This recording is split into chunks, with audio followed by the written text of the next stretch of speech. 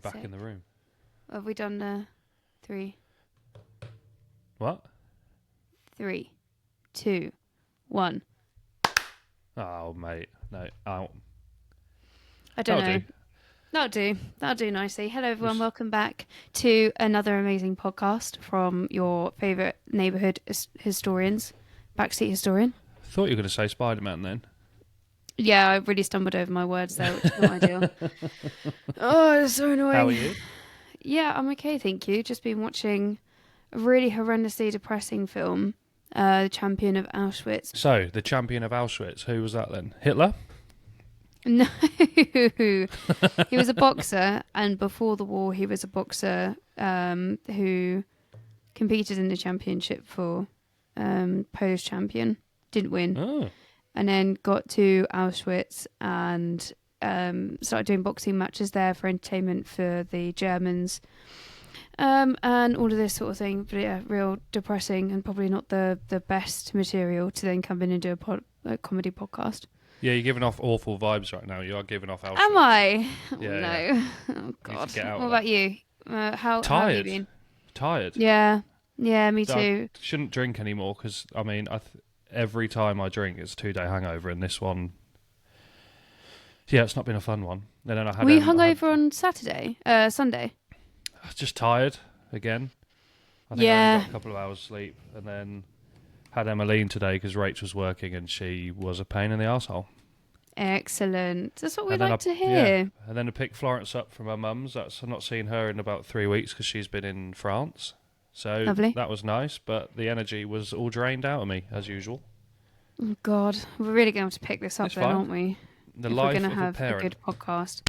Yes. Let's get going. Let's crack. Let's something fun must have happened that we can talk about. Well, obviously we looked after Emmeline whilst you and Rachel got drunk. And we went to the park, and there was a merry-go-round there, and she insisted that Lucas sit on the merry-go-round with her, and I spanned them around as far as I could, obviously. And Lucas was like, "Oh no, I feel sick," so he stumbled off. To back that point up, I took her to the park today, and she went on the roundabout, and there's a bit of bird poo on there, and she went, "Ducky's sick." Yeah, Ducky is what Emmeline calls Lucas. Yeah. And yeah, that was probably the most interesting thing that happened to me this weekend. No. Yeah. Me and Rachel coming back was even more interesting, surely. Oh my God. It's so funny. I think you can only notice it when you're sober and other people are drunk. That you notice how differently you act. Because I think you guys probably thought you're like, yeah, sober as fuck. Like No, I didn't. We're really holding this together. I definitely didn't. I mean, we went to a wine bar and we thought this will be sophisticated. I mean, it's not like we're getting rowdy, but you put money on a card and then it's all self-service wine. I love the idea of self-service wine. Mate, it was really good. And then I think we put about £40 on. We're like, that'll be fine. We'll be merry when we come out. 2 or 3 glasses in, we were both a little bit battered. And then the meat board came out. That helped. You were mixing hard, though. You started off on wine, then you came back with, like, tequila seltzers. Started off on gin. You started off on gin. Yeah. Then you went to wine. Then you had cocktails by the pitcher. Yeah. And then you came back with a tequila seltzer, which I didn't realise they did. Did you know that you picked up a tequila seltzer? No, I did not. But it was really good, actually. Good. I didn't know the White Claws did the tequila. Tequila, la la. No law when you're on the claw. No laws. And then me and your loving partner went out for a fantastic night out. To the best club in the world. Metro guys. In Dereham. If you ever find yourself in Dereham, in Norfolk, get to Metro because it is booming. Metro booming, if you don't know, get to know. Definitely get to know. And we both got hit on by a 60-year-old woman. Well, you had asked for tasks, 2 from myself, 2 from Rachel before you guys went out. And I ended up giving you all of the tasks because Rachel said just don't die. So yeah, she's got no originality.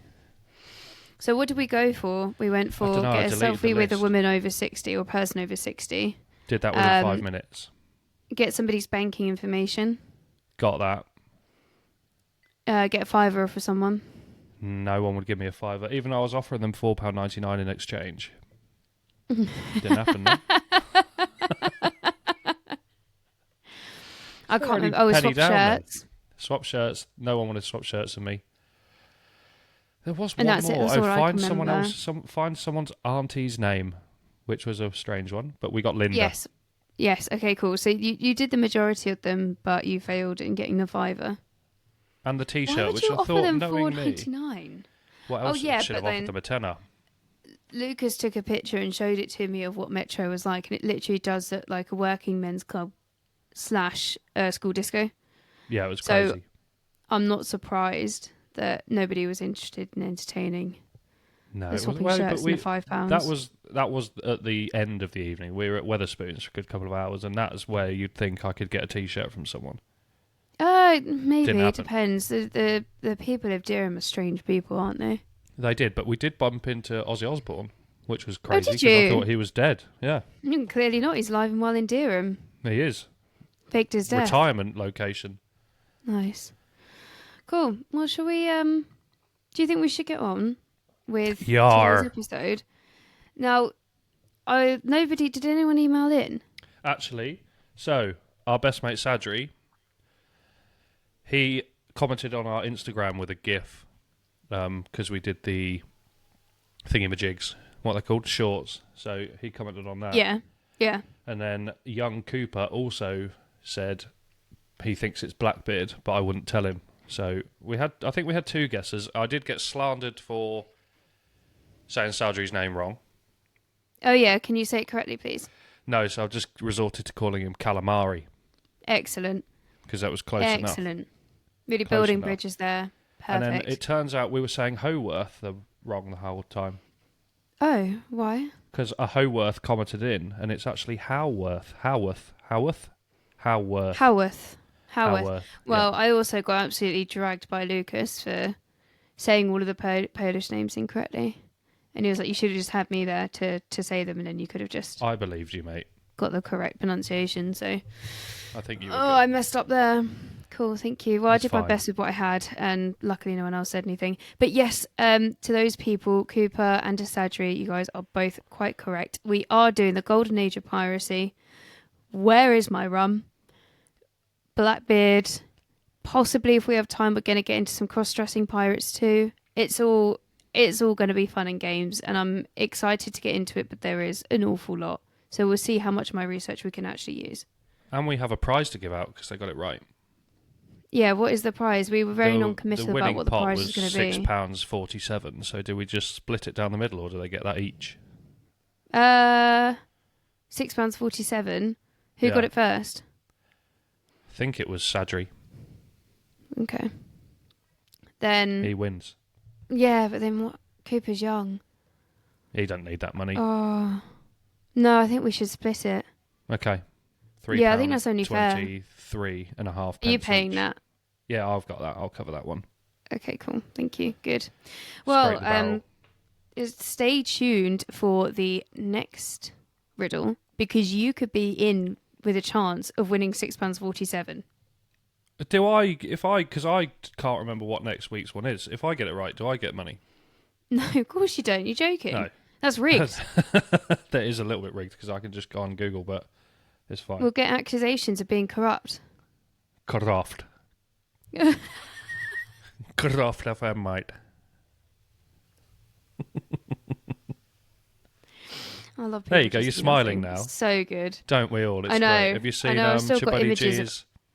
Go on. What? No, go on. Chibuddy G is now doing the women's rugby. Excellent. Oh, yeah, it's great. I can't quote it because I can't remember any of it, but it's good. YouTube again. Good. YouTube. Cool. Okay. And also, did anybody actually look at the plane crash in Australia? I did. I didn't. You never was my sent it to suggestion. me, so I blame you. I blame you for that. I did tell you exactly what to Google, though. Yeah, but then you said, "Oh, I'll send it to you." So obviously, I promptly Right, I'll forgot do it about after it and this. never did that. Yeah, cool, nice, I won't. excellent. Okay, no, I bet you won't.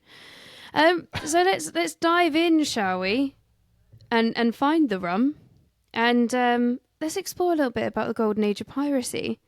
Now, it's some historians, very boring historians that I listened to about 10 minutes of a 40-minute podcast on, said that it's difficult to define what the Golden Age of Piracy actually was. And some historians say it's from about 1717 to 1725, Some people go as far back as the 1640s to the 1730s. What we're going to do initially is have a little bit of a look at, where did piracy all start? Where did it begin? Where did it begin, man? Why are people doing this? How did it begin? So it all starts in earnest when Europeans go over and start colonizing America en masse, the continent of America, north and south. And Christopher Columbus, unsurprisingly, or perhaps quite surprisingly, is kind of one of the first pirates / privateers, and we'll get into the difference later. So when he goes over and discovers America, he actually robs some cacao beans from some merchants on the way. So this is about the 16th century. What did you think I was going to say?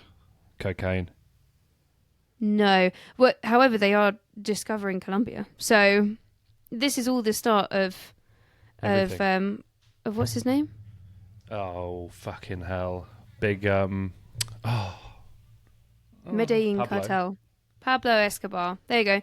We could almost say that the whole reason Pablo Escobar comes about is Christopher Columbus, because he started this whole piracy thing. And what are pirates apart from the cartels? Exactly. Thank you. So, I don't know what I just said. I just went, no, a bit. Exactly. When that comes to captioning that will just be inexplicable. I can't speak, mate. My brackets unclear. Yeah, brackets unclear. We'll do that one. Translation, brackets, not. Or just like just a little squiggle. Who knows? Yeah. Just cut it out entirely. So we're talking about the 16th century. And there are groups of people who are making use of the fact that the Spanish conquistadors that have been over in South America, they've taken all of this gold from people like Montezuma, the Aztec empires, etc. And as they're trying to ferry it back to get back to Spain across the Atlantic Ocean, groups of English, Dutch and French members of what are the newly formed branches of Christianity are kind of extending their version of what's going on at home as part of the Reformation. And they view the Catholic conquistadors as the perfect way of attacking the Catholic faith, right? So, you know, the whole, you know, Henry VIII, right? No. Yeah, Henry VIII? No. No, to be fair, I do. Divorce beheaded, 6 wives. Divorce beheaded, survived. Yeah. So Question. The Reformation, yeah? I know we'll probably get to him at some point down the line, but the ones that divorced,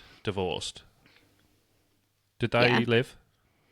Yeah, so Catherine of Aragon lived. Who else? Anne of Cleves, she lived. So why are they not just labelled as survived? Because the one at the end survived because she was still married to Henry VIII when he died. Ah, okay. There we go. Catherine Parr? His only widow. Or Catherine Howard. Yeah. I can't remember which one she was, Howard or Parr. Oh, doesn't matter. It's irrelevant. So, you know when So, Henry VII dies. He was married to Catherine of Aragon. And then Henry VIII comes to the throne. He marries his brother's widow. And then she's like kind of old and crusty in that. And she's not providing him any male heirs. So he's like, okay, sick. Well, I'll just divorce you because I need a male heir to continue the Tudor line. And then the Pope is like, oh, you can't actually do that. So thus happens a tiny little thing called the Reformation, where he dismantles the Catholic Church in England, and instead he creates the Protestant Church, the Church of England. Damn. This has wide-reaching ramifications.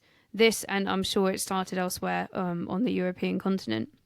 However, because of this and because of everything that's going on back home around the 16th century, these groups of merchants, these groups of sailors think, well, these guys are Catholic and I'm not, therefore I can rob them. So this is kind of where piracy begins in earnest in the Atlantic Ocean, in the Americas, in the Bahamas, in the Caribbean. Pirates of the Caribbean, as we well know. Nice. Interesting. But at the time, there's this really interesting thing. This is where we get into the difference between pirates and privateers, because the powers that be back home realize that we can take these groups of people who have loads of training, they have the resources, and they're quite a nuisance, and we can use them against the enemy. So this is something called privateering, when you're basically doing what pirates do, but you're backed by your government back home. Legal piracy. Legal piracy. Yeah. So in the 16th and 17th century, loads of wars are getting fought kind of back to back. One of them being, how was it, like Queen Anne's War or something? Basically the Spanish succession problem. Whoever is the king, I guess. I don't do much research into this. He dies in Spain, and loads of people are trying to get their interests forwarded in Spain by backing certain people to take over. Okay. So what happens is when this finishes in the 18th century, you've got all of these people that you've backed as privateers, and you've basically said to them, you can go and rob our enemies' ships, which means that you run interference for us because you're creating havoc for them, and you can take the plunder and split it amongst yourselves and then give us some of it. So the English government, they were getting resources from these ships, and they were also managing to further strategic interest by creating as much disarray amongst the Spanish as possible.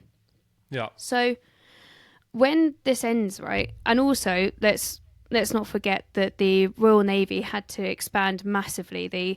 They built an awful lot more ships. They needed people to man them, so they'd taken a lot more people into the Royal Navy. As soon as the war ends in the 18th century, it's like, what do these people do? So they're just Where kind of do we fucked go off. now? They're like, what do we do? Yeah, what they were do literally we told, do? like, we don't need you anymore. They downsized their navy massively. So you've got all of these different people who used to be privateers, who used to be in the Navy, the Royal Navy and the Merchant Navy. And a lot of them are in the Caribbean.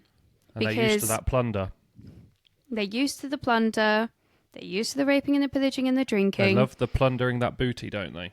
They do love the plundering of that booty. Yeah. So in this maelstrom of change that happens, and in and amongst the different colonial interests over in the Americas, you have a situation that is ripe for the taking, and this is where piracy really comes to the forefront. And it is literally just the same thing that was happening under privateering, but it's not legal anymore. Yeah. So what I found interesting is that Tortuga, which you know that they mention in Pirates of the Caribbean. That is brought up, yeah. Yeah, it actually existed. Oh, fucking hell, where? So it's a small island off the coast of Hispaniola, where originally the Spanish had released pigs and cattle on the island, likely because they wanted to settle that island and they wanted there to be food sources. Since the 1570s, the corsairs had landed on the island to collect provisions. What they did was they cut meat into long, thin strips and cured it over a fire in the Arawak fashion. Like jerky dough. Yeah, literally, they're making jerky, and it's over a wooden structure called the boucan. So this is in French, and I'm completely butchering it. I reckon the French word is a bouchon. Bouchon. Boucan. Boucan. Boucan. Because of this, these hunters earned the name of bouquier, I guess, in French. But the English anglicised it into buccaneer. Ah. So this is where we get the word buccaneer from, which is Mental, insane. mate. What's a buccaneer again? So a buccaneer is I'll get into it because okay. It comes up, but this is like the beginnings of piracy, right? So we jump forward to 1629. The Spanish have attacked a French colony in St. Kitts. 200 refugees fled to Tortuga. I thought there was a ghost outside. Why? The bed sheets are on the line, but I can't see them, and this sheet just get your washing across in. The window. Get your washing in. Got to get that dry, what mate. What are you doing? I just saw this what if it white rains? thing just going across the window, mate. What if someone steals your washing? They can have it, mate. 5p, 50p. So yeah, Spanish attacking the French colony in St. Kitts. 200 refugees fled to Tortuga, which they regarded as a safe haven, because this is where these hunters have already settled, right? Yeah. They split the population down into 3 groups: the farmers, the hunters, which are the buccaneers, and pirates. Woo. They settle really well together. They create a trade network. They occasionally swap roles amongst each other. They create laws, and they create more complex administrative code that is unique to them. But So this they're not becomes a entirely blueprint. lawless. No, they're not entirely lawless at all. Right. And this would form the blueprint for how other pirate colonies are going to act in the future. The main rule that they take, which then kind of carries on through the generations, is splitting plunder equally between them. So we'll see this come up later. But I just thought it was really cool. They've got this like little microcosm. Yeah. But in order to get money and be self-sustaining, they start targeting Spanish ships that are sailing between Cuba and Hispaniola. So that's kind of where we are. We're kind of not far from the coast of the USA and nowadays. If only North Trump was there America. to build that wall. Oh, man, if only. But they didn't. So here we One go. Yeah, another cool thing. So popping amongst these pirates on this little pirate colony is this hat that looks like a baseball cap. It's like a leather hat, and it's got this really like broad rim, but only to the front. Tell you who You should has do- got a broad rim. Oh, No, I won't. no, It's go on. crude. Oh, you're I going was to say your Rachel, aren't sister. you? Yeah. Fuck. Sorry, guy. I'm trying to make this as interesting as possible. So, where do we get the term buccaneers from? So in 1654, the Tortuga colony is thrown into disarray after the pirate dictator Jean Levasseur is murdered. Solid name. Because of this disarray, they can't defend themselves against Spanish conquest, and they were ran out and they needed to find a new home. So what they did is they went over to Jamaica. Jamaica is an English colony, right? They'd just taken it over from the Spanish, and they needed supplies and men. So they are invited over the pirates to join them. What happened was, in order to go out and annoy the Spanish even more, they put together groups of people which were English officers. They were people from the veterans from the Navy. They were regular sailors, and they were these hunters. And together they ended up being called the Buccaneers. So that's where you get Buccaneers from. How Do you reckon they had interesting. some red stripe? Oh, 100%. It's a cracking 100% beer, that there's is. red stripe involved. You a So- red stripesman? No, not really. I don't really like beer. What's that much. Polish one? It's up there with that. They're on a even Tyskie. keel, those two. Yeah, the Tyskie and the You red like stripe. Tyskie? Yeah, it's Yeah. good. Yeah. What do I actually like to drink? I probably like an IPA or something more, you know? Yeah, I'd say I don't like beer that much, but IPA is definitely top of the list for me. If I'm on a beer, that Yeah. and Guinness, and I'm happy. Yeah, Guinness. I mean, I drank it when I was over in Ireland, but I would never go to a pub and be like, When in pint Rome? of Guinness, please. When in Rome, do as the Irish do, get fucked. Shoot a baby out your cannon. Us, baby, into the Colosseum. Thus, Gladiator is born. You're agreeing with me now. No, I don't agree, but I'm just trying to get some energy into this podcast. Come on. So, those are the beginnings of piracy. Piracy. Piracy, you wouldn't steal a car. Piracy. I like that reference. I like that a lot. I do like that a lot. Because modern day piracy is just us watching TV illegally, isn't it? Yeah, that we definitely 100% would And never some do. mental Somalis just rocking around getting their heads blown off. Look at me. I am the captain now. What a film that is. I never want to watch it, but it's a brilliant movie. Yeah, I've watched it once. I can't say that I have any hankering to watch it again, you know? No, it's one of them, isn't it? I know what happens and how it ends. Well, I can say that about any film I've ever Yeah. watched, but Yeah, but it's like Sully. Like, you know what's going to happen. So when you yeah. watch it for the first time, you're, this is. Well, to be fair, a lot of people know what happens with Sully, don't they? Because a lot of them were alive when it happened. Is that the plane one? Yeah, he lands a plane on the Hudson River after a bird strike takes out both engines. Lol. Tom Hanks again. Yeah, my God, Tom Hanks, man. He seems to be really good at making movies that you only watch once, like Castaway. I've only watched that once. Castaway I've watched numerous times. Have you? Forrest Wilson! Oh, yeah, Forrest Gump. I think I've only watched once, but I would watch that again. Saving Private Ryan. Oh, yeah, I've watched that a couple of times. That's good. Big. Yeah. Big. Not seen. No. That's a shame. That's a good one. Is it? So there's a lot what of about that one about that guy that films. wants to kill himself? Oh, that's a bit deep. Have you seen that one?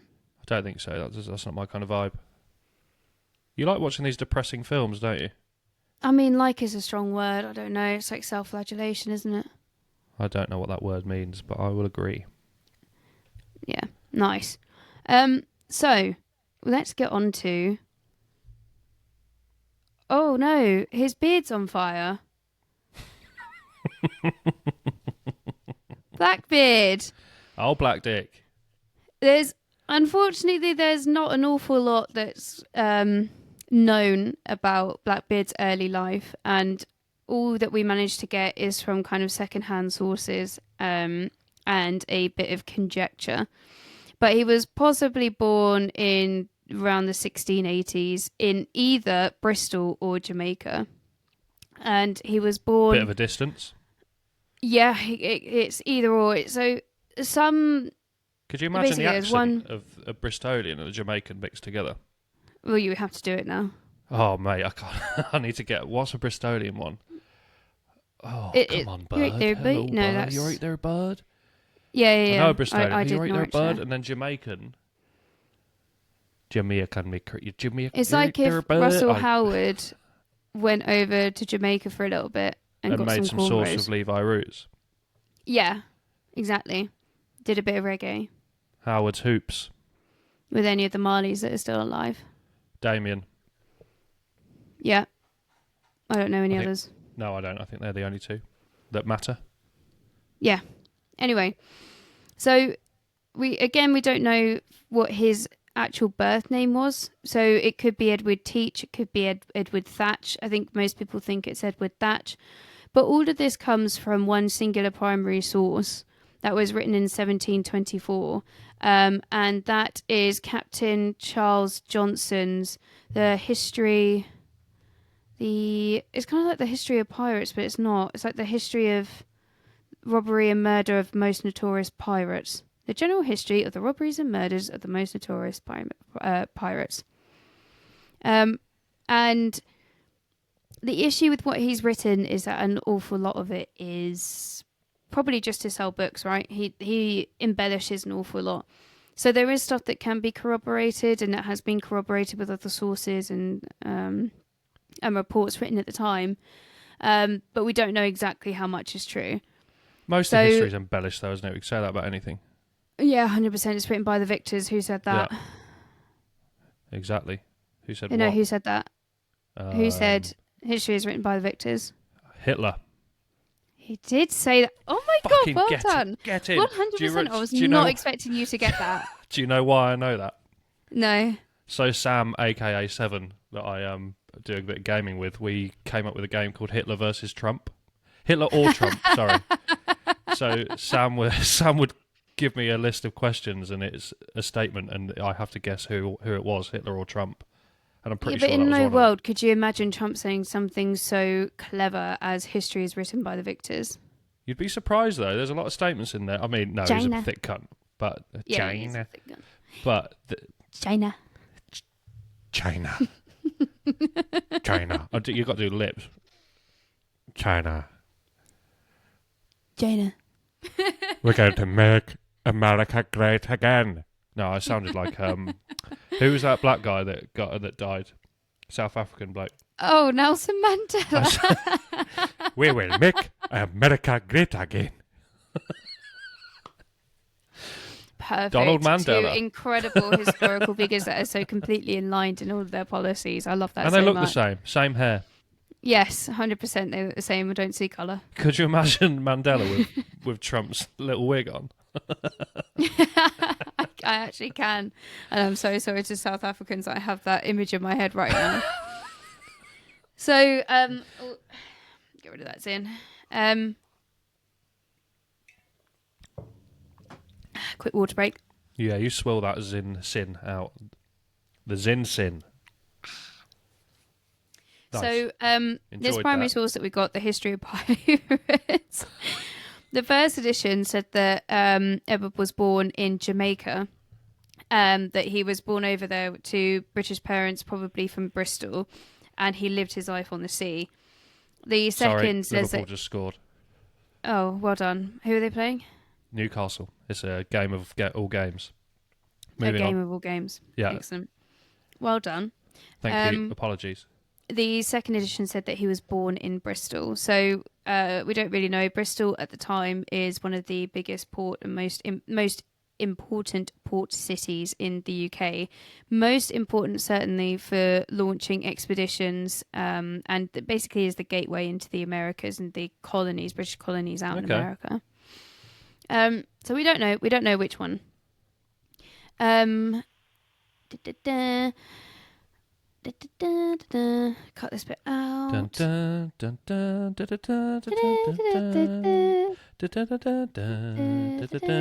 Copyright strike, cut out there. That was from Pirates of the Caribbean. So no, it wasn't. That was Jurassic Park. That was the joke. Oh. Gotcha, bitch. Gotcha. Okay, You've so grown your somewhere armpit between. Am I? No, I'm only joking. You look like Blackbeard under there. Jermaine Greer. I don't know who that is. I'm pretty sure, if I'm correct, she's a feminist who grew her arm hair out, but I'm not sure. Okay. Some weirdo so- will find that to use as pornographic material now, you know. Can you just cut all of that out? Can you just cut all of that bit out? No, never. Well, porn's now got an age restriction on it, mate, so you need to get it where you can legally now. Or I've heard on the streets you can just set up a VPN and anything works, but it might be a vicious rumour. Didn't the usage of VPNs go up like 70% overnight or something? Something crazy. Definitely wouldn't find it on my bank account. Excellent. Excellent.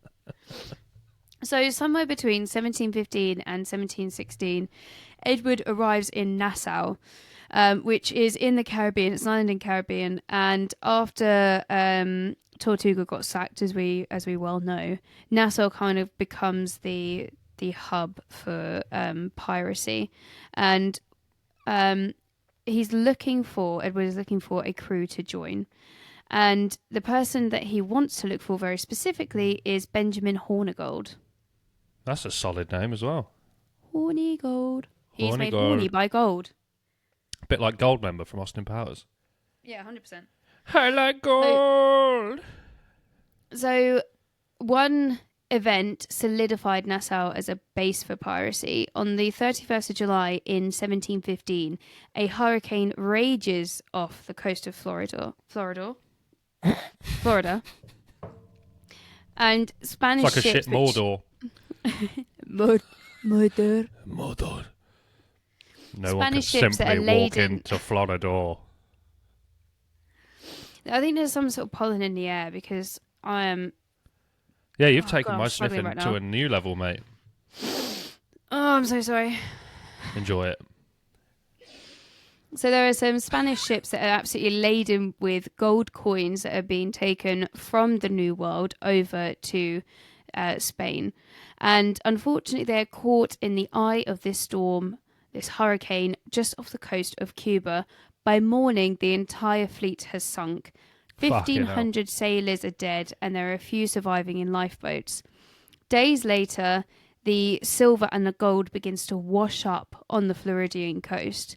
So this entices many people, especially the pirates in nearby Nassau, to try and grab the booty.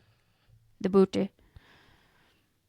Henry We Jennings. all like grabbing a booty, don't we? Especially if it's ridden in gold.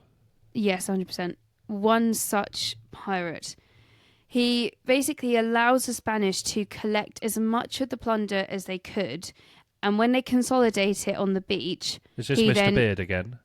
No, this is Henry Jennings. This is a different guy. Oh, not Mr. Beard, okay. No, we're just talking about Nassau. This paragraph probably should have gone before the other one, but So are we done it's with kind of Blackbeard because it's now? No, we're not done with Blackbeard. Please just let me get through Okay, this and I'll sorry. get back to Blackbeard. Sorry. Please. I'm doing my best right now. Okay, so he jumps out, they raid the beach, and then they retreat back to Nassau. So this is Henry Jennings, right? And inspired by the success, many outcasts and wannabe pirates flock to Nassau, and thus it is solidified as a base for piracy in the Americas. And it is into this world that Edward Thatch comes along and wants to join Benjamin Hornigold's crew. The Mandem. We don't know exactly how this happened, but by the summer of 1716, Thatch is a member of Hornigold's crew. And as part of this crew, he learns many vital lessons about being the captain, being the leader on a pirate ship. Most important of all, he learns that you have to keep the prizes flowing in. There has to be lots of booze, you've got to be loads of food, and there has to be money. Lots of booty of all varieties. Because of these lessons, because he's a quick learner, he is rising through the ranks from 1716 to 1718. And to be a leader on a pirate ship, you need skills in navigation, in literacy, in numeracy. So we can kind of extrapolate that he may have come from maybe a well-to-do family and that he was able to read and write, or perhaps he learnt that himself. He likes geography. He does like geography, especially the geography of booty, of your booty. He likes the geography of your booty. If your job is geography, what's like the term for it? Geographer. Sorry. It just wouldn't click in my brain. I feel like you're slow, I'm slow. Do you know, up until last year, I literally thought geography was just where places were on the map. Yeah, well, it's a bit more than that, isn't it? It's even things like city planning and all this sort of thing that's part of it. Yeah. Lightning. Mental lightning. It's another lesson for you all. Blitzkrieg. Yes, 100%. That blitzkrieg there. Does blitzkrieg mean lightning? Yes. Wow. It does. Yeah, I know, That's right? the only thing I'll take from this podcast, I reckon. Well, yeah, we got our pop quiz to do at the end. So have you actually done one? Well, no, I'm just going to make it up as I go along. All right, okay. Ah, cool. So by 1717, the British authorities have really honed in on the Bahamas as being the centre of piracy in the region. They're getting quite annoyed at the nuisance that is the pirates over there. And because, as we already mentioned, the War of Spanish Succession is already over, they're really wanting to crack down on piracy. The Spaniards left a scrap, didn't they? The Spaniards did, but this is the British authorities that we're talking about this time. Clearly not listening. So Nassau is definitely in their sights. An 8-gun sloop.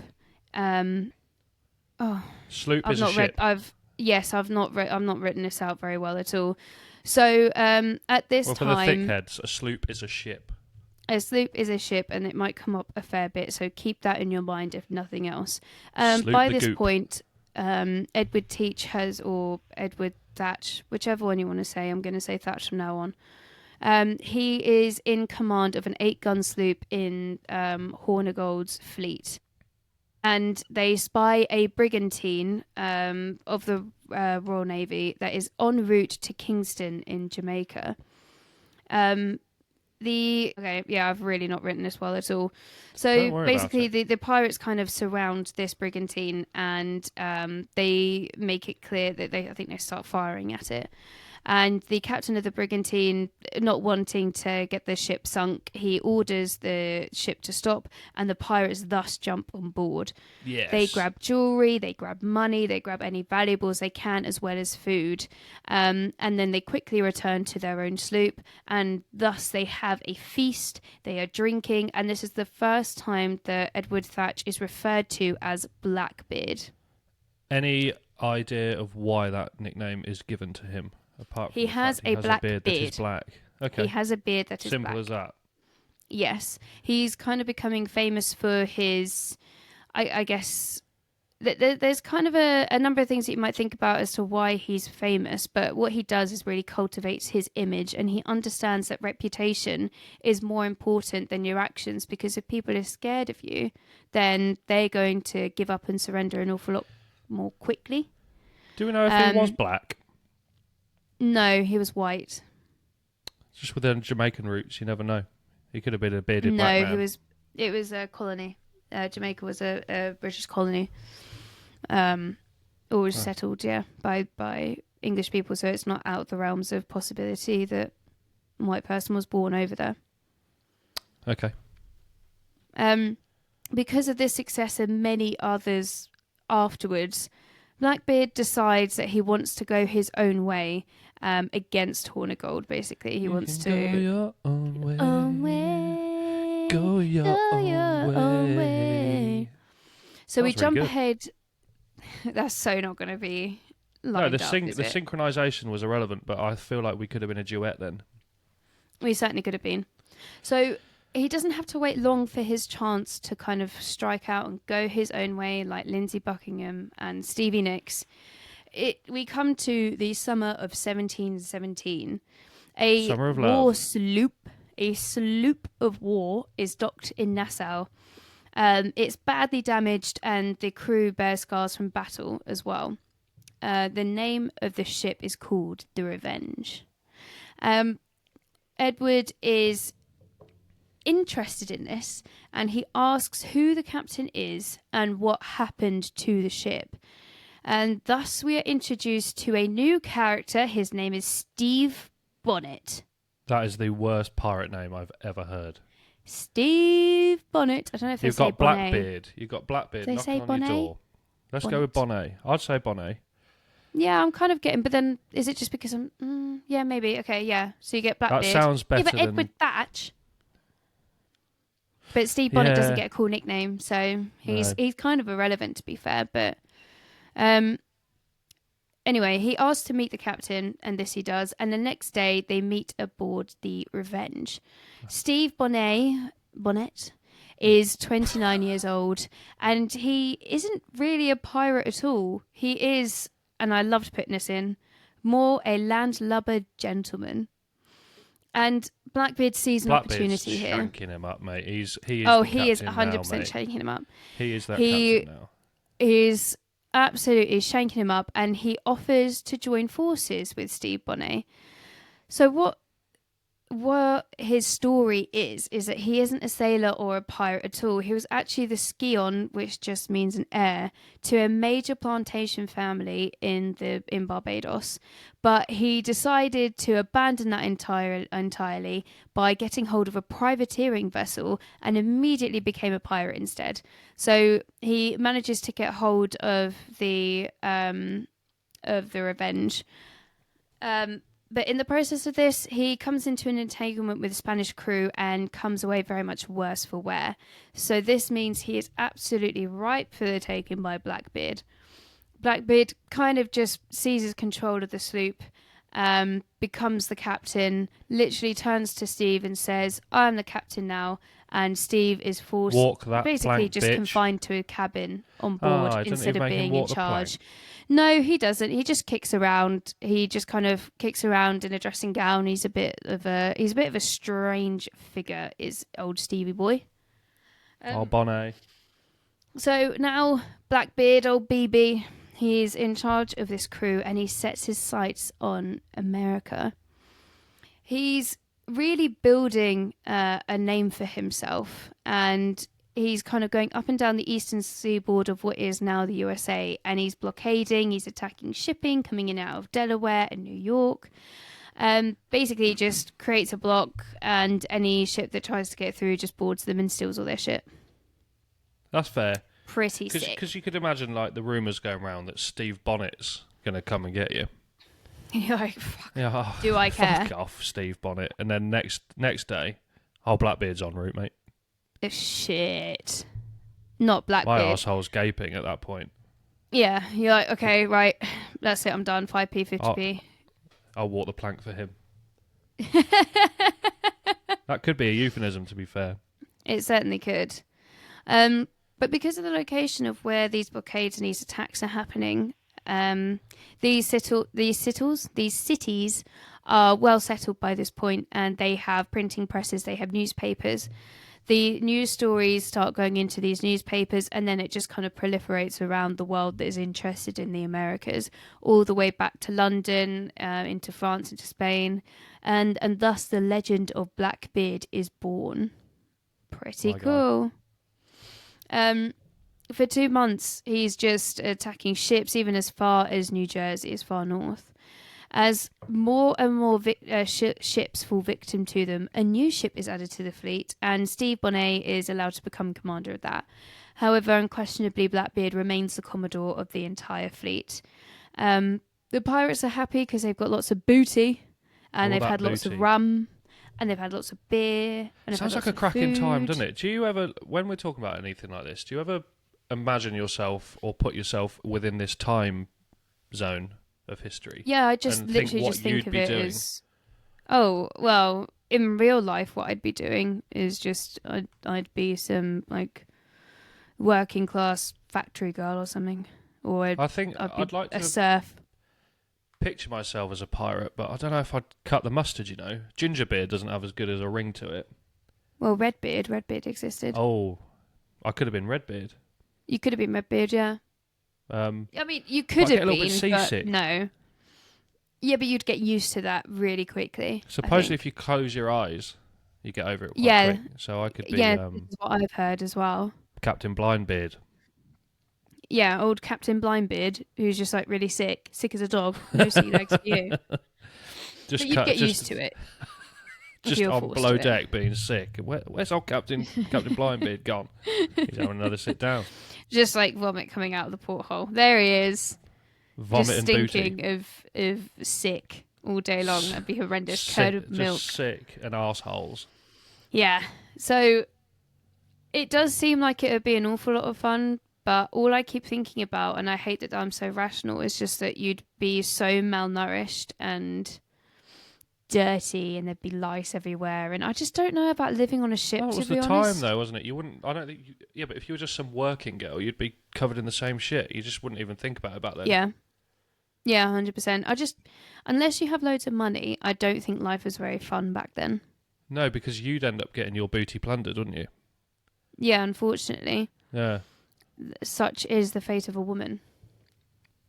That's sad, isn't it? It's the only reason you were put on the planet. Yeah, that's what I heard. Who decided to give women an arsehole when the vagina is the main point of entry? Any holes a goal. God. Silly God. So, should we just get into a quick description of what Blackbeard fashioned his image into? Go on. So he apparently had fierce and wild eyes, 3 brace of pistols across his chest. He put slow burn fuses in his beard and set them on fire prior to a battle, so it looked like his beard was smoking. I hate you so much. Why? That was in my factual corner. Well, clearly I knew about it because that was my riddle. His beard is on fire. That all makes so much sense now. But you're such a... Come on, like I literally gave you the answer before. Why are you getting aggy about it? Why do you keep doing such rubbish facts? Because there's like, not you many need to about, actually do some research on the facts. I like how you've just gone onto the doc now. I could just see you. You're just going through, aren't you? Chris's corner. I deleted it. You're a cunt. What is the point? I spent hours on this research. The least you could do is find a fact that I'm probably not going to have found. Or maybe, do you know what? Maybe I should just make Chris's corner for you. No, don't do that. That takes away the magic. Yeah, it does. I mean, you're slowly taking away the magic every week now. Yeah, because I keep coming. You just don't look very hard for your facts. That's not on me. That's a you problem. I Google fun facts about pirates and I get what's given. That's what you did, one singular Google search. Just like ChatGPT. What's a fun fact about pirates? Pretty much. And then they're like, here is a fact about pirates. Now I'm like, no, make it fun. Would you like a more fun fact? Or is it something please. That's more educational? I had a proper chat with AI actually earlier, making up our facts. Did you? Really Did they lie? Now. Did it lie to you? No, she told the truth. She told the truth, but you already knew it. So what was the point? Do you want to hear how AI lied to me? Please, miss, I've done so much hard work. I was trying to get No, this is actually. I'm going to feel so bad when I tell you why. And I was trying to get ChatGPT to make a cartoon for us so we could post some of our earlier snippets and shorts from podcasts, but with a cartoon, because obviously we weren't recording then. And it asked me all these questions, because you know what it's like. As soon as you ask one question, then it comes back with, would you like this or would you like this? And we went through like the caption size I wanted, like the size of the video itself so it could go on Instagram and TikTok, all of these things, like, oh, did you want me to just animate the full snippet now, or did you want a 15-second like intro so you can see if you like it or not? And we got to the bottom of it and it said, right, just come back to this page. I'm going to go work on it now. It's going to take me a while. Come back to this page. I waited like 3 hours and then I messaged on the chat and I was like, any danger? Like a clingy ex or something, aren't you? Like, yeah. And it was like, going to reply. It was like, oh, unfortunately, I don't have the ability to do this. So it straight up lied to me. It could have just said at the beginning. Nothing. It didn't do anything. It just lied to me and said it was doing something, but it wasn't. Because apparently it's been programmed so that it doesn't say, I don't know. So they just lie. AI is learning. It's not learning. It just lied to you. It lied to me. So it's learned something. And I was like, that's crazy. And it was like, oh, would you like me to show you how you can do it in Adobe or whatever? And I was like, no, thank you. I don't trust you anymore. It's too much effort, isn't it? I was like, if I wanted to do it myself, I would have done it myself. If you generated a animated movie for one of our shorts, I think I would have. I don't know what would have done. That would have been pretty intense. Yeah, it would have been so cool. But no, ChatGPT lied to me. Insane. This is the future, guys. Relying on technology that doesn't work. Yeah, 100%. So I wonder how many of my facts have been infactual then. Well, you never know, especially with history. And especially as far back as the history that we're doing, especially this sort of thing.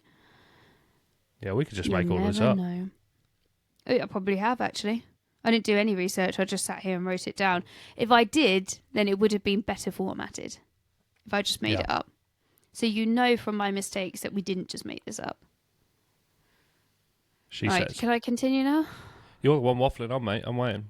I am. Waff.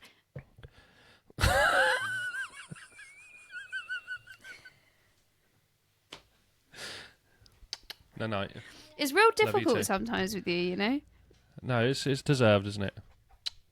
Good night. Right. So there's always a question here. Is this Johnson's artistic license? Because this description comes from his book that we've already spoken about, kind of being a somewhat unreliable source. But it is quite likely that he did intentionally dress this way to incite terror from his victims. And we know this from people that worked with him that were arrested after, spoiler alert, he's killed, who were then interrogated. That he did, in fact, he did an awful lot of things so that his reputation would precede him, and it worked really, really well. In fact, too well, almost. But what I found really interesting is that this whole like flamboyant dress is a really common thing amongst pirates, because if they got onto a ship that, say, a passenger ship, and they just robbed everyone, they would like take all of their clothes, even the clothes off their backs, and then they wear them themselves. So they'd be a mixture of like tatty old pirate like gear, and then like these silks and dresses and wigs and jewelry, all stuff that they plundered from kind of rich aristocratic people. It's like a historic pride march. Yeah, I suppose in a way. Yeah. Yeah. You should see the ones in Norwich. Before it was cool. Exactly that. It was cool for them. Yeah, exactly. But by this point, he has had success after success, and his crew has grown to 250 men. Which is pretty cool. Multiple ships, 250 men. So the Revenge leads the flotilla in the south, in the Caribbean, south to the Caribbean. And they come across a French slave ship with 14 guns. They unfurl the black flag on the Revenge and attack. And what they are attacking is a ship known as La Concorde. La Concorde. It has 450 slaves chained in the hold. Because this is a massive ship, right, and they've got these much smaller ships, they are much quicker and more maneuverable. But what they find is that the French aren't firing any cannons on them. They're not even deployed. So what's happened is the crew has been so afflicted by scurvy and dysentery that only about 20 of them can fight. So they immediately surrender, and the ship is boarded and it's under Blackbeard's control. So there is a little kind of vignette about the dilemma of the human cargo, because an awful lot of Blackbeard's crew from differing times, anywhere from 30 to 50% of it is a black crew. So black. Racism doesn't really exist amongst the pirates. Good for them. But slaves, any like escaped slaves or enslaved people are allowed to join the pirates. It kind of becomes he's just tripled his beacon army of hope.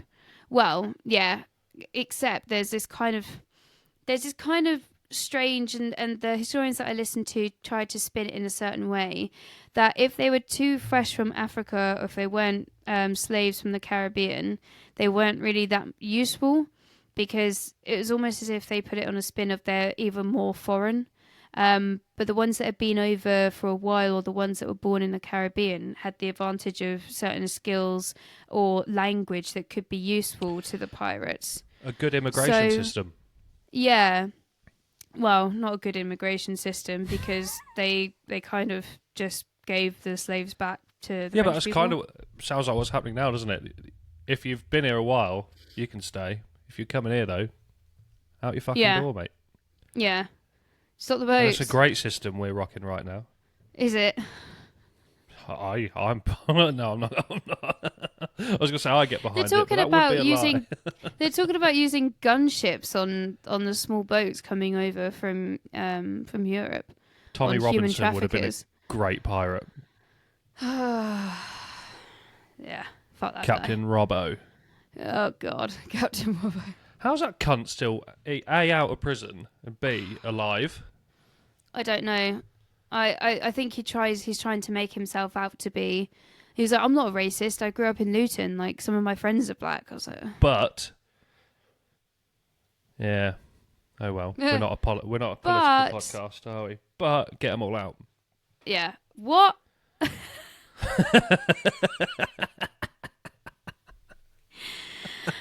Excellent. What? So he allows the vast majority to be given back to the French captain, and to be sold back into slavery, but some of them probably joined and were part of the crew. So the Concorde is then taken to the remote island of Bekia in the Grenadines, where it is refitted to be the flagship of Blackbeard's fleet, which is do you know the name of the ship? Is that where Grenadine was born? You know the little thing you put in an alcoholic drink? Like a syrup? Yeah. I have absolutely no idea, but I'm going to guess yes. Makes but I sense, can only doesn't it? imagine that you don't know the name of Blackbeard's flagship.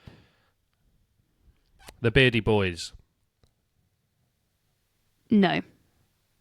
Okay. Clue? And by clue, don't do what your sister does and just tell me the fucking answer, because that winds me up. I need a proper clue. I need to get to the bottom of this. I mentioned the other name for the Spanish War of Succession. You did? Yes.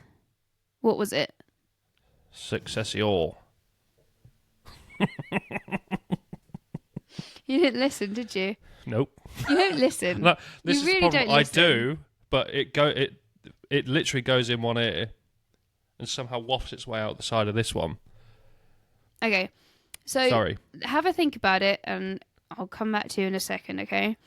So when they've taken the French ship, the French people, and the slaves over to Grenadine, the Concorde is being refitted.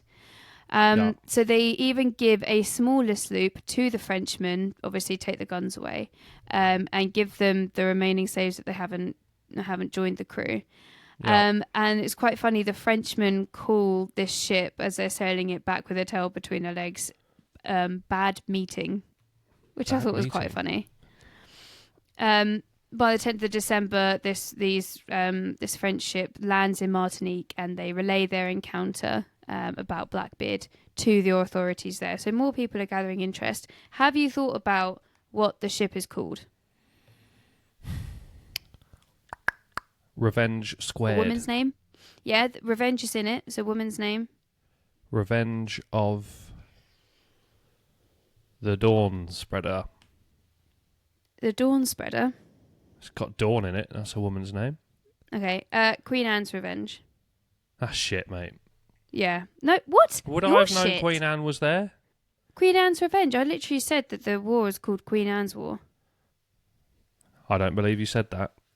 I did say that, and we but can I listen can back guarantee through. when I go back and edit it, it will be there, because every time I say you've not said it, you have. So yeah, exactly. That's a me issue. So this is actually a satirical dig at the British monarch George I, who was the first king of the Hanover line, who was a German, and they supplanted the Stuart line that had come to an end with Queen Anne in Britain.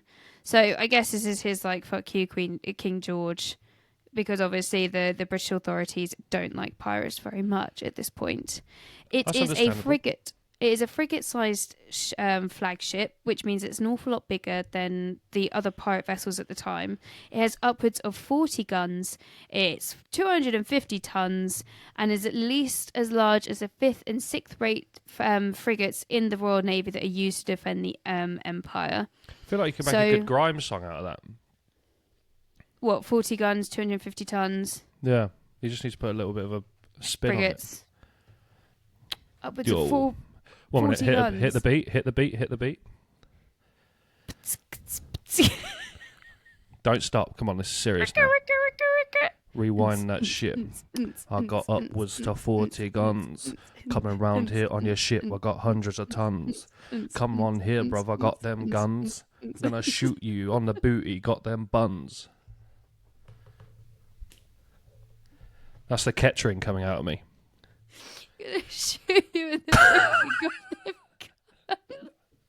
You know it. We can release that as a track. Copyright that one, bitch. Copyright strike, big man. We'll finally get enough money to cover the microphones. 80 quid, man. That was a lot of money, bro.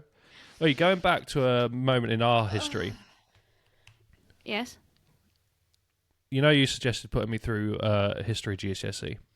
Yes. What do you reckon I'm getting? From how much I listened through our podcast so far, what do you think I'm getting?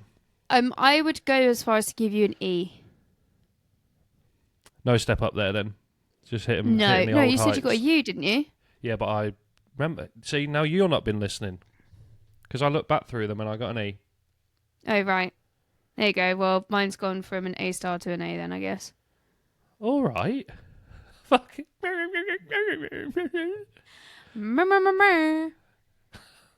I don't know what to say to that. You just had my pants down. Such a cringy succession. And just for anyone that cares, Liverpool I'm think now about 2-0 up. Excellent, well done. That. Cheers. Okay, good.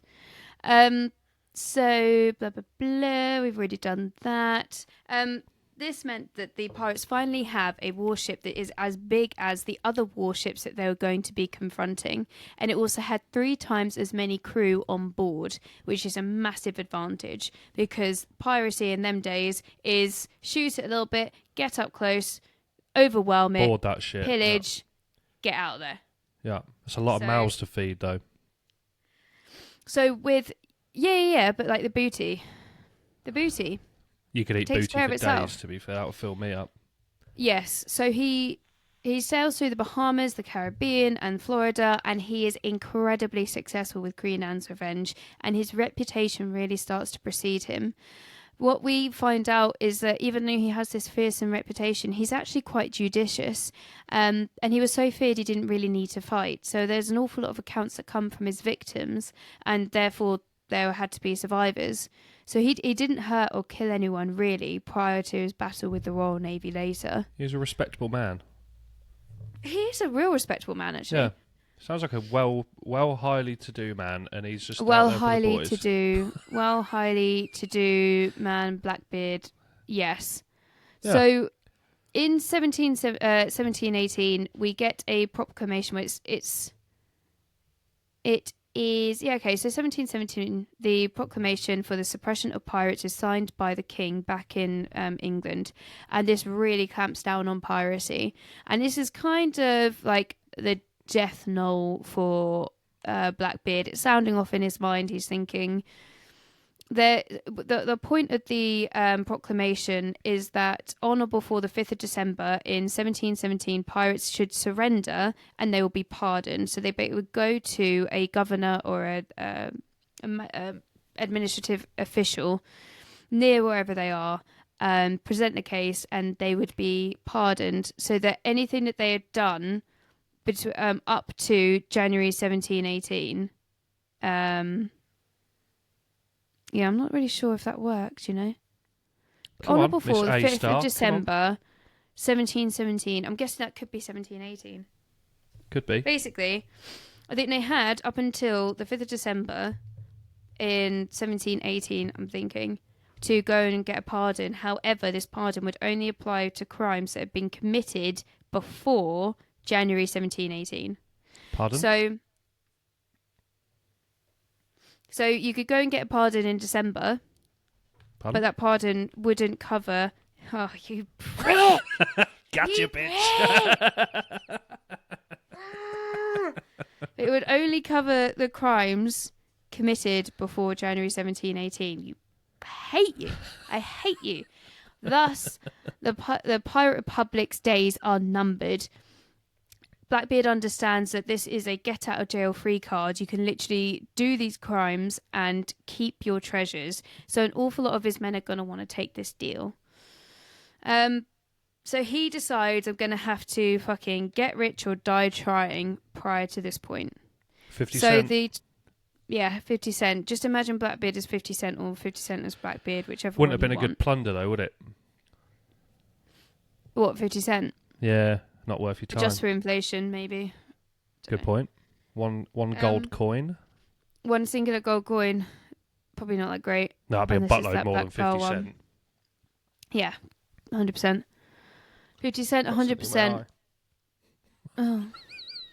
Can you just sort yourself out, please? 50%, 100%.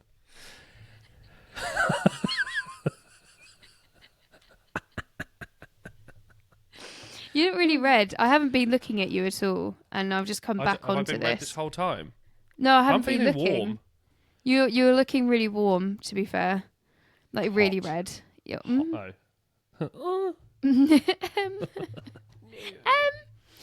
So, in the 22nd of May, 1717, Blackbeard thus begins a begins.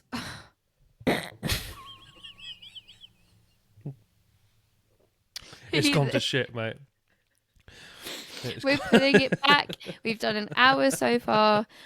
We don't have much more to go. Can we just lock in, please? Can we just lock in? We are locked in and we are carrying on.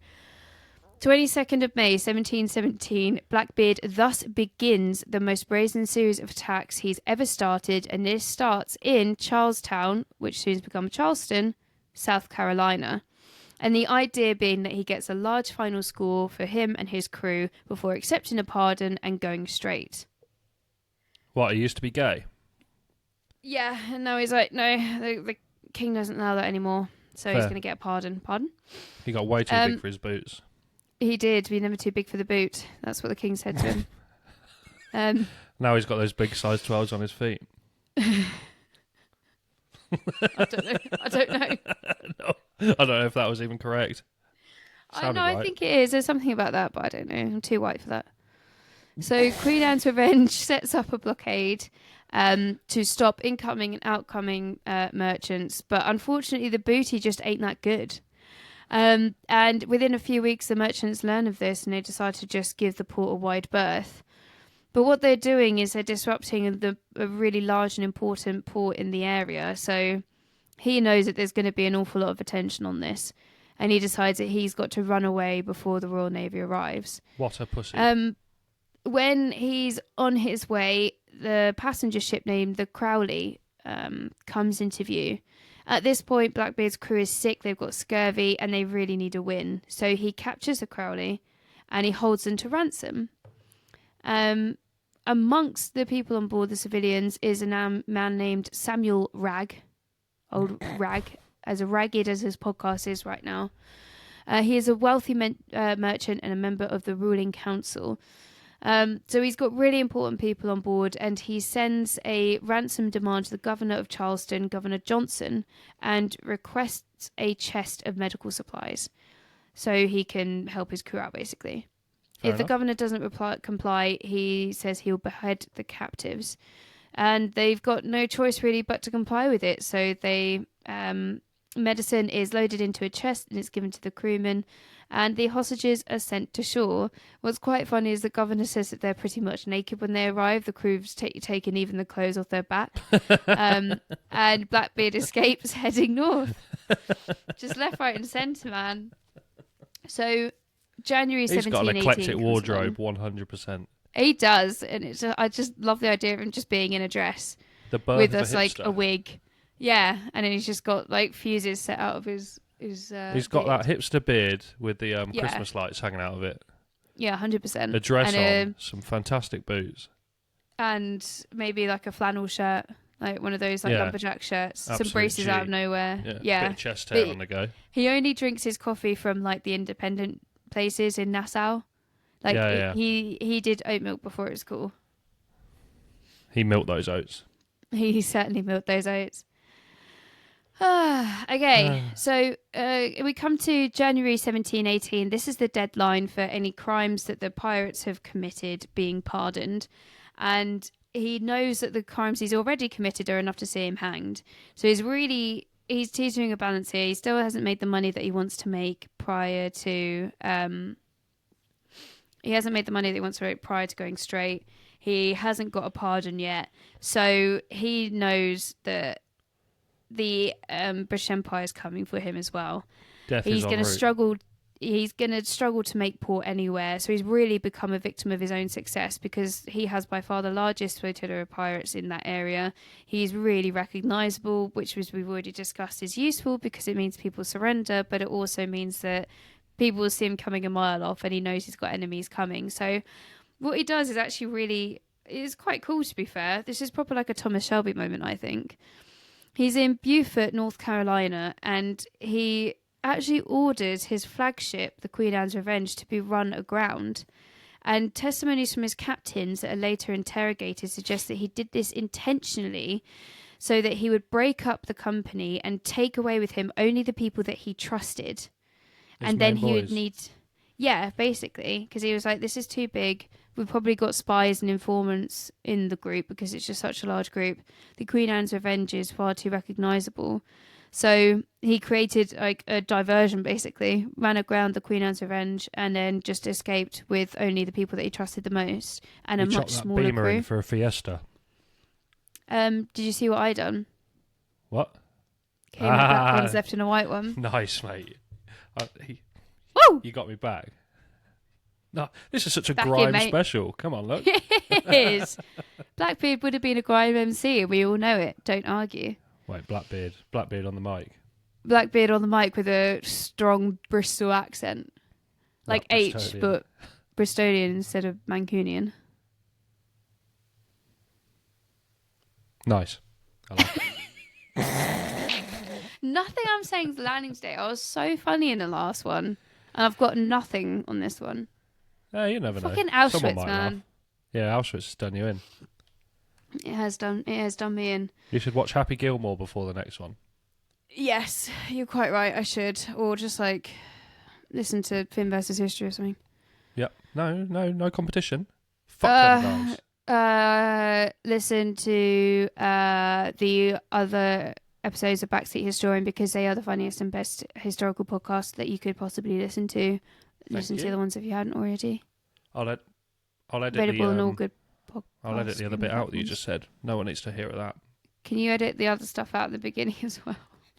I'll edit something out. I don't know if I want my child's face on here, to be honest. Oh yeah, that too. You got a lot of editing to do today, babe. Yeah. Okay. The armpits stay though. So what he just don't. Can you just like please? Please. Do you know what this is like? The podcast's going to get cut down to about 5 minutes if I edit all this out. Do you know what this is like though? This is like, you know, when like if you're younger, I can imagine you'd be the sort of person that if we were brother and sister, you would have like grabbed a spider and then like shoved it in my face. That's exactly what this feels like, where I'm saying, no, please, can you head it out my armpits? And then you're just like waving the spider frantically in my face, and I'm like, please get away. That's the vibe I'm getting from this conversation. I wouldn't do that to you. Yes, you would. Not, oh, is it because of the I wouldn't do the ladybird? spider, but the armpits can stay. No. Okay, fine. Excellent. So, at this point, with his much smaller crew, Blackbeard knows that they need to find a local governor who will grant them a pardon, and they need to escape the hangman's noose. But he's not going to set foot on land until he is pardoned. So he decides to send Bonnet out to try and get his own pardon. Whilst he does this, because he's a fucking idiot, Blackbeard rallies his men, and he maroons all of Bonnet's the men loyal to Bonnet on a nearby island. They raid Bonnet's sloops, they take ammunition and weapons and money, and basically fuck off. So he's absolutely sold Bonnet up the river. Yeah. Well, he's consolidating his money. He's kind of testing the waters, I guess, to see if, but I think it was all a ploy just to steal the money and supplies from Bonnet, make his crew even smaller. So I think he only has about 40 to 50 crew now. And the crew that he marooned on the island, it did have a fishing settlement, so they would survive, but they couldn't follow. But Blackbeard then sails around for a week so he can avoid when Bonnet goes back to find out his sloop has been sacked. And he returns to Beaufort, basically avoiding Bonnet completely, to seek his own pardon. All the while, he's still doing raids, hoping to get this pardon. He's a lad, mate. Yeah, he just can't stop, won't stop. Continue. He knows nothing. He knows no other. He eventually goes to the residence of the Governor Charles Eden. I think this is in North Carolina. And he thinks if he goes himself, then he might be able to cut a deal. And some kind of deal was reached, because in September 1718, there is a pardon for him and his crew. So 40 to 50 crew, they are all given the pardon. They are allowed to settle in North Carolina, and they are kind of defense, like a first line of defense if anyone comes and attacks. But also they would disappear off and somehow come back to this area with a load of booty, and that thus really propped up the local economy too. So the governor wasn't looking too much into this, but obviously all they were doing was just going off and being pirates, but then coming back and giving and splitting the money out amongst the kind of local area. Once a pirate, never always pirate's life for me. It is literally a pirate's life for Blackbeard. Yeah, he loves it. So at one point, Blackbeard is towing a French cargo ship full of sugar, which he's obviously just fucking stolen, to Ocracoke Island, which I love. Ocracoke Island. And he strips the vessel of its goods. And he brings back the discovery to the governor. And the governor's like, oh, where did you find all this French sugar? And Blackbeard's like, I just found it. It's just been abandoned. It's Definitely crazy. Didn't steal it, mate. And Eden's like, what? Like all this other stuff you just found? He's like, yeah, I don't know what's happening. People are just leaving things to me. This is insane. But it kind of works for Eden, because he's like, well, we're getting more supplies, we're getting more money. These guys are sticking around. So he makes it all legal. He accepts the story and he legitimizes the discoveries. But the French crew of the ship that Blackbeard had stolen obviously provided testimony that pirates had taken the goods. So obviously word is getting out that there are some pirates still in the area. He needs to kill more, old Blackbeard. Yeah, he does. He's actually too nice for his own good, which is not something you'd think of Blackbeard, is it? No, he's digging his own hole. But news of the ongoing antics thus reaches Virginia Governor Alexander Spotswood, and he decides he wants to capture Blackbeard. It'd be good if you need to make a house or something. You spot that wood. Oh, Spotswood. No, that was bad. Nice. Another brilliant one from you tonight. Damn it. Oh, man. Sorry, we must be nearly cursed. there. This is cursed. Cursed. We're so nearly there. Okay, so he was also a very corrupt governor, but he wants to get rid of Blackbeard. He's got concerns that Blackbeard might be threatening the shipping that's going in and out of Chesapeake Bay. So he conspires with captains of 2 Royal Navy vessels and dispatches them to defend Chesapeake Bay and take Blackbeard. So one group is deployed from Virginia illegally into North Carolina in order to kind of try and get Blackbeard. The other group is led by Robert Maynard, and he sails 2 commandeered merchant ships called the Ranger and the Jane in search for the pirate. And they've sequestered the armed sailors below deck. So it looks like it's just a regular merchant ship, and from the outside looking in, you can't see any of the armed sailors. He approaches the Ocracoke Island on the morning of the 22nd of November 1718. So the Adventure, which is Blackbeard's sloop, can be seen from where they are as they approach the beach. At the time, Blackbeard and his crew were on the beach, but they'd had a party the night before and they were hungover. So they didn't notice that these 2 vessels had...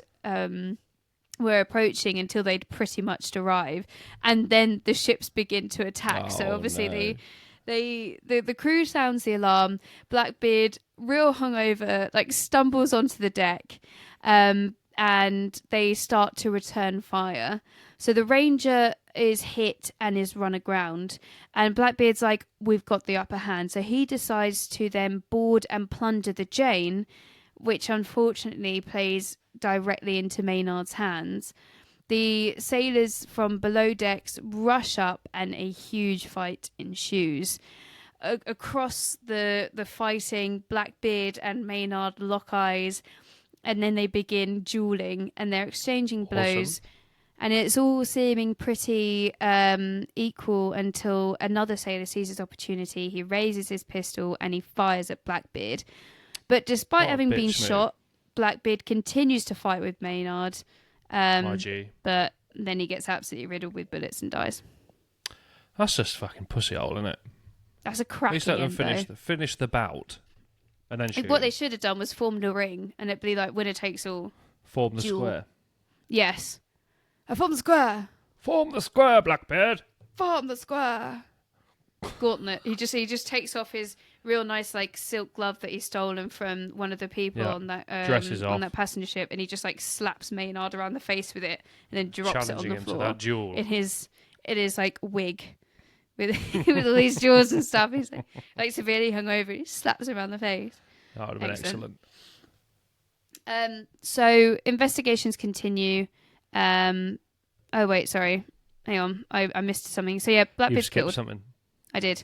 The remaining pirates then surrender when they find out that Blackbeard died. Maynard severs Blackbeard's head from its body and he hangs it from the rigging of the Jane.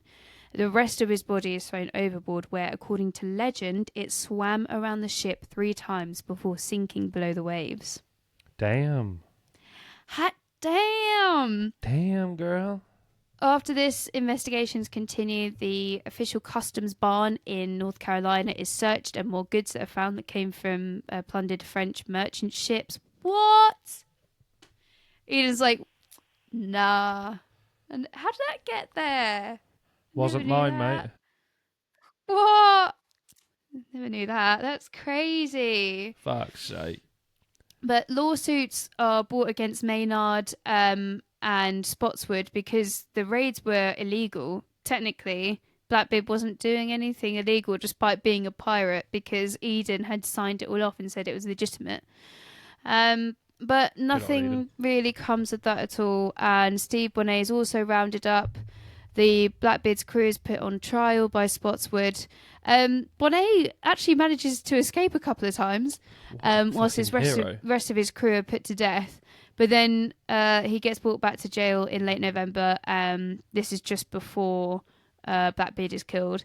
And then he is hung in December of 1718.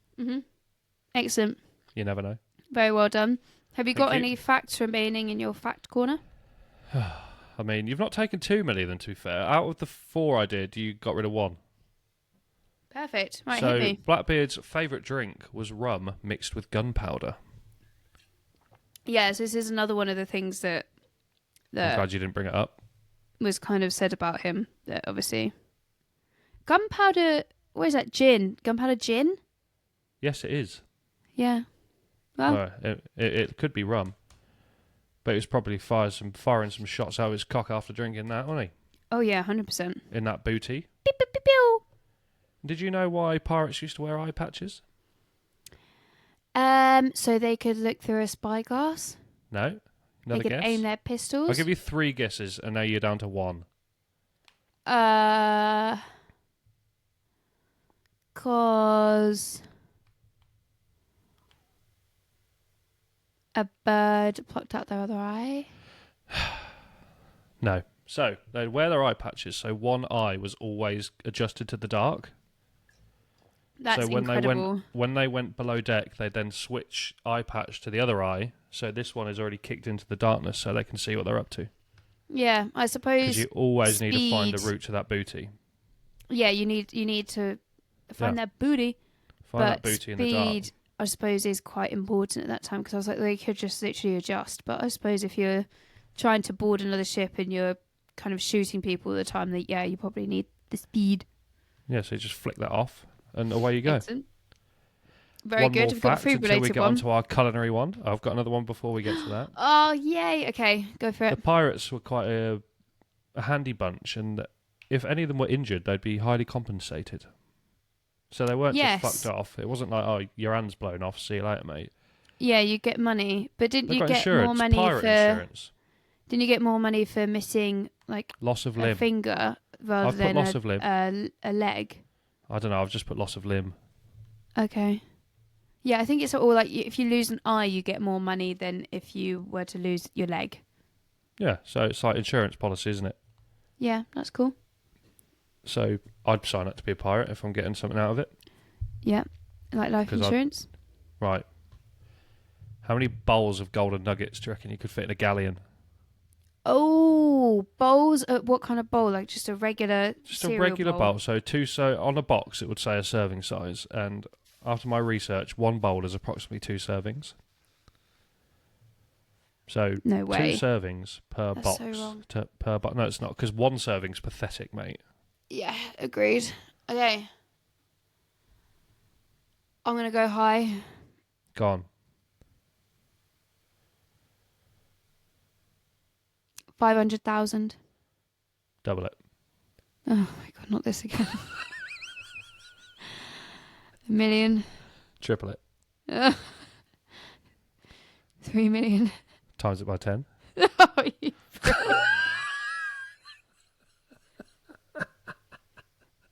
30,000,000. Bang on the nose. You double it. Excellent. Do you know where you're going when you start that? When you like double it, triple it? Like, do you No, actually do just the maths riff. in your head, or do you No, just see where it no. goes? As soon as it gets Yeah, to I an thought easy so. equation, that's when it jumps up to the pinnacle. Excellent. It's a lot of Yeah, cereal. times it by 10, you get really excited. Then you're like, I can do But this what one. what I didn't take into fact is that's a lot of cereal, but that's a lot of milk. That is an exceptional amount of milk. Who was the bloke That that would have liked been milk? very heavy. Castro. He would have been all over that. He would have supplied that milk. Oh yeah. What Just going kind? back in time. Goat? Regular. Nah, cows, mate. He breeded Was that it? super He had cow, he didn't had the cow, didn't he? Yeah. The super I remember cow. that now. If you haven't listened to that one, go back to it. Can't remember which The episode it heady was. days of the Cuban Missile Oopsie. That's the one. Oops. Oopsie. Cool. Okay, so quiz. What was Oh, no. Blackbeard's flagship called? Revenge. No, his flagship. Queen Anne's Revenge. Well done. Yes. What was Blackbeard's birth name? Either one. Edward Thatch. Well done. What year did he get used up and killed? 17. 48. 1718. Oh, 30 years off. It wasn't bad. What was the name of the pirate island in the beginning? Tortuga. Yeah, nice. That's quite good. You think you were listening? I only got one wrong. Yes. So that's a win. That is a win. Winner. Chicken dinner. Riddle time? Riddle time, everyone. See if you can remember what this is. Can you just do a little introduction or something whilst I think of one? So I did this introduction last week, but I'll do it again because I thought there'd be some preparation for this. Megan is now going to riff a riddle for next week's episode, and while she's thinking, I'll do a little jingle. Megan's riddle riff.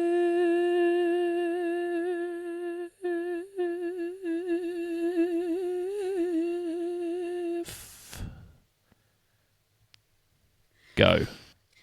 Cool. Okay.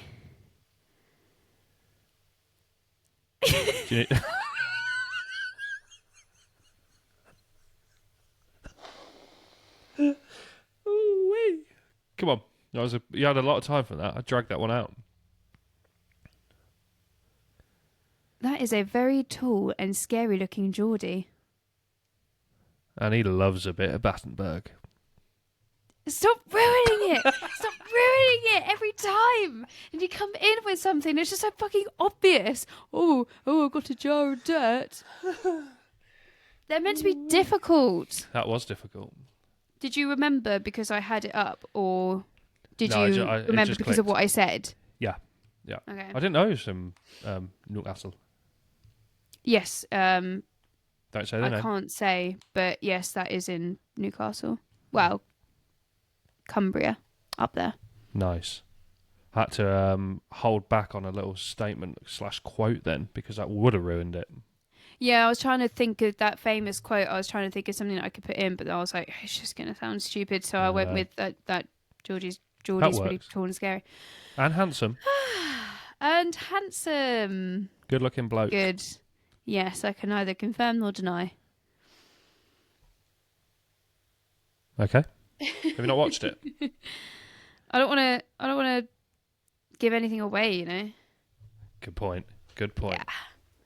Well, thank you everyone so much for bearing with us through that. I was not on That was a form hard today. I'm so sorry. I will be drinking next time, I promise, and it'll be a good one. I think that's where you fell off. I think we just didn't do it justice. It was such a good story. It was such a good subject, and if anything I should be drinking for, it should really be the Pirates, and I didn't. I let you all down. Why we weren't drinking rum? I let Blackbeard down. You did. I let the side down. Oh, it's just not good enough, is it really? You should be hanged. Yeah. Not hung. By the neck. Hanged. Cool. Okay. Well, bye everyone. See you next time. Email us in about how bad that was. If you can think of any replacements for a co-host, go for it. If emailing is too old-fashioned for you fucking idiots, I know who I'm talking to right now. I'm not going to say your name. You know who you are. Yeah, so Instagram, Tiki-toki. Backseat Historians. Is it the Backseat Historians or Backseat Historians? Yeah, because Backseat Historian was taken, so we might have to have a fight with someone at some point. Oh, challenge them. I could knock them out. To be fair, with that fucking wingspan you've got. Nice. Look at this, I'm Michael Phelps. Those armpits are out again. Oh, no. No.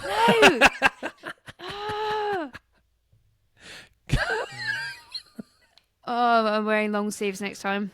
Yeah, do it. Okay. Peace out, my gorilla. TikTok is the handle. YouTube is. I think they're all the same. They're Backseat Historian. I might be wrong. Backseat Historian. I'll put them in the link. I'll link it up. Yes, have a look in Spotify in the link in the description. It's there. Any other platforms? All other platforms. All the platforms. It should be there. Any platform. Cool. Bye everyone. We'll be better next time. I'm so sorry.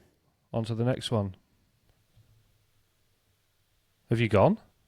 No, I was just. Oh, I look like you disconnected then. Peace out, home bros. Bye. My gorillas. Bye bye.